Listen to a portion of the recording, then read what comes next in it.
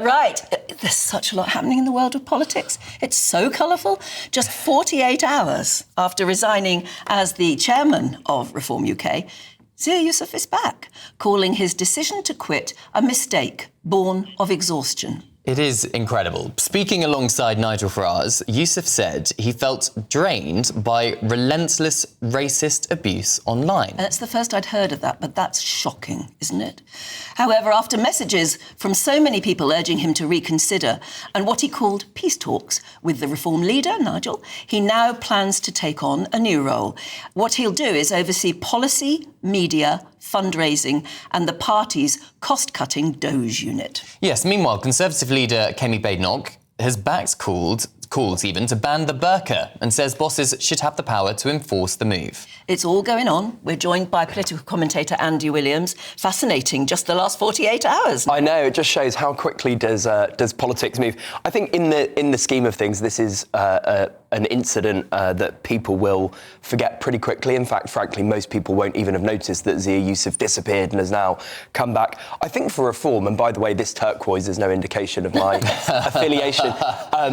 I think for Reform, it's probably quite a good thing. They need more smart, capable, non-Westminster people in the party. And I've sat at this desk with Zia Yusuf and debated him, and he's a very intelligent, thoughtful guy, actually. Yeah. And I think Reform could do with more of them. Yeah, if you look at he felt like a loss, a great loss. I think so, yeah. and that seemingly is why he's back, because there was this outpouring of, no, please don't do that, we actually need you. I know, I was struck by people just getting in touch here in GB News saying, oh no, please don't fragment anymore, because we believe in reform, and you're shaking us up. Yeah, and Reform's biggest strength, but also its greatest weakness, is that it is the Nigel Farage party. It is so reliant on this one very well-known celebrity politician, this charismatic individual.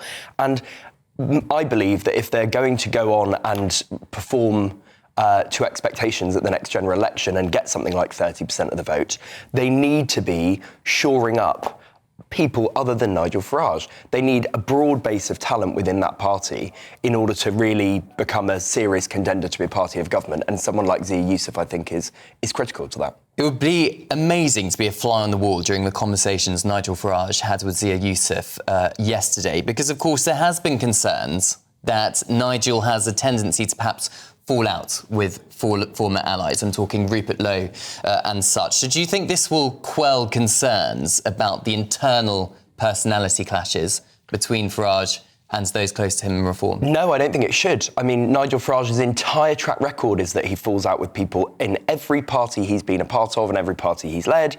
He doesn't like it when other people gain notoriety or are seen to be kind of pretenders or contenders to his throne. I think that's a large part of why he's had such a spectacular fallout with Rupert Lowe.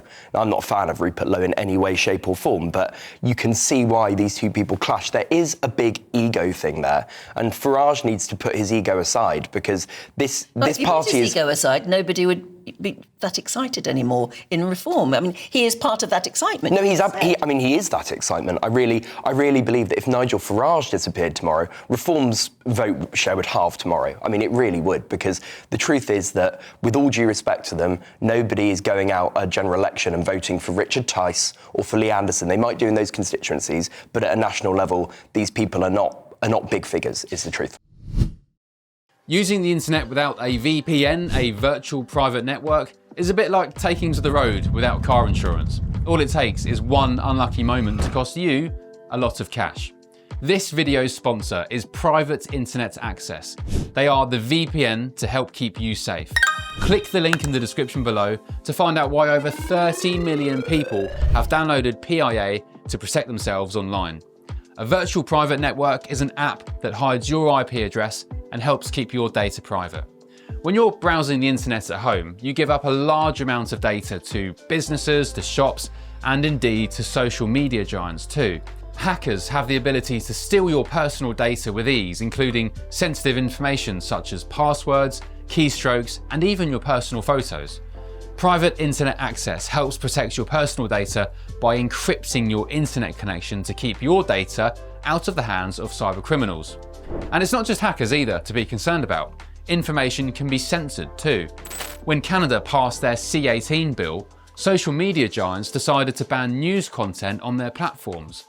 But PIA can protect your ability to consume the news and content you love. Private internet access is available for Windows users, Mac OS, Android, Linux, iOS, and you can use one PIA subscription to protect an unlimited amount of devices. And we've got a huge GB News discount for you too.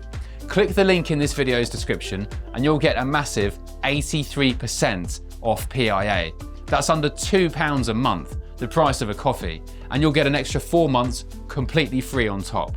Also, there's a 30-day money-back guarantee too. Visit piavpn.com/GB News to start protecting yourself digitally today. But arguably, Andy, Nigel Farage has put his ego aside because he has come up with some kind of deal with Zia Yusuf to come back. And Zia Yusuf says he's exhausted, and yet we just cited there in the intro all these things he's going to be in charge of, doing media appearances, going around the country. Really, it does, exactly. Being in charge of the UK Doge, the kind of government officials. Well, hang on. I mean, we should just kill this one off. This UK Doge thing is a load of utter nonsense. Why? I mean, well, firstly, because we're talking about 10 councils now. Okay, if you pooled all of those budgets, you're talking about several £billion. But it's not. I mean, that effort has failed in America, by the way. Elon Musk and Trump's spectacular fallout, which anybody could have predicted. There were claims that they were going to cut £2 trillion worth of spending. They've ended up nowhere near that and potentially costing the government money in the United States by making all of these people redundant. I mean, that's just been a disaster. And when it comes to local councils, we know that over 50% of local authority spending is on adult social care. So that's straight off the bat is 50% of spending you can't touch. Then you've got things like bin collections, homelessness, keeping the streets clean. There's actually not a ton of local authority money just swishing around that you can save. You might want to look at things like senior people's salaries in local authorities, which are very, very high, and in many cases higher than the Prime Minister.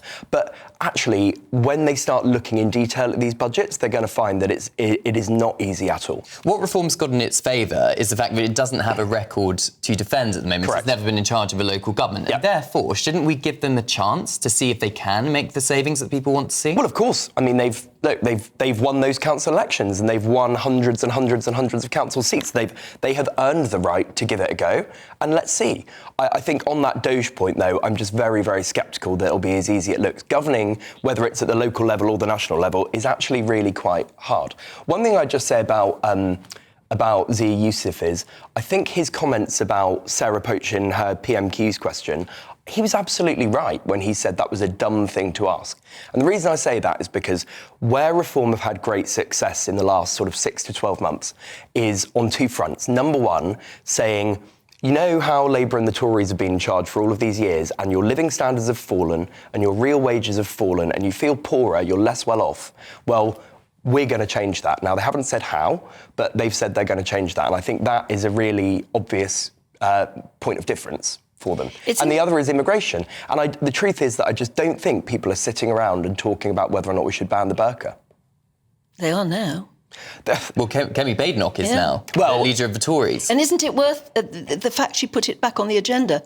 It's something that is worth debating. I mean, surely Keir Starmer could have said that and acknowledged that. This is something we really do need to debate, but not now or something. But he just refused to answer the question. But do we need to debate it? I mean, is it? That's my point, is that in the scheme of things where we've, like I said, where living standards have fallen, people are concerned about immigration and all of these, our economy is really brittle and we've got huge security and defence concerns. Is it really something that should be anywhere near the top of the agenda? And I think it says a lot about Kemi Badenoch, that her total inability to set the agenda, and she just has to follow. She is so far behind the curve. It's unbelievable. Isn't it more indicative of the fact that we are terrified now as a country of talking about these very sensitive issues that actually do concern people, but they're almost frightened to open their mouths about it? I don't think we are, actually. I think in the last couple of years, people have felt able to have far more open conversations about immigration, for example, and what is often termed as... Keir Starmer wouldn't even answer the question in the House of Commons. About the burqa? Yeah. Well, I just don't think it's an important issue that's on the agenda. No, some people might. My belief is that if you were to rank all of the issues that people care about in Britain, it wouldn't come anywhere near the top. No, I don't know. Let's find out. Anyone watching who want to get in touch on the Your Say, please do let us know. Is it anywhere near the top of your agenda? I know there are lots of other things as well, but I don't know. Maybe it only matters to... No, it doesn't. Maybe it's a wider issue about integration, perhaps. Well, it's certainly part of that as well, but it's all worth talking about, isn't it?